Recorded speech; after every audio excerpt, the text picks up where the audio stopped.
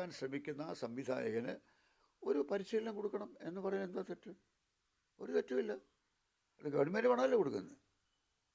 പിന്നെ ഞാൻ ചോദിക്കട്ടെ, ഇപ്പോൾ ഇവർ ഇങ്ങനെ 1.5 കോടി രൂപ വെച്ച് കൊടുത്ത ഏതെങ്കിലും ഒരു പടം തിയേറ്ററിലൂടെ, ഏതെങ്കിലും ഒരു പടം ജനങ്ങൾ കണ്ടോ? ഈ മന്ത്രിമാരെന്നെ കണ്ടിട്ടുണ്ടോ എനിക്ക് സംശയമാണ്. പിന്നെ എന്തിനു വേണ്ടി തിയേറ്ററുകളിൽ ഈ പടം കേരള ഗവൺമെൻറ് തിയേറ്ററിലെങ്കിലും ഓടിക്കണ്ടേ? ഓടിച്ചില്ലല്ലോ.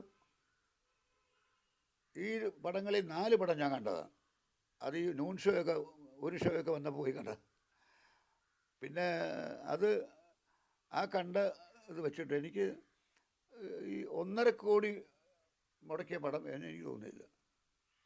കാരണം 26 പടം, 26 ഫീച്ചർ ഫിലിമും 42 ഡോക്യുമെൻ്ററിയും നിർമ്മിച്ച ആളാണ് ഞാൻ. നിർമ്മാതാവാണ് ഞാൻ. എനിക്കറിയാം ഒരു പടം കണ്ട എത്ര കോടി മുടക്കിയിട്ടുണ്ട്. പക്ഷേ ഒരു പടം 1.5 കോടി മുടക്കിയതായിട്ട് എനിക്ക് തോന്നിയില്ല.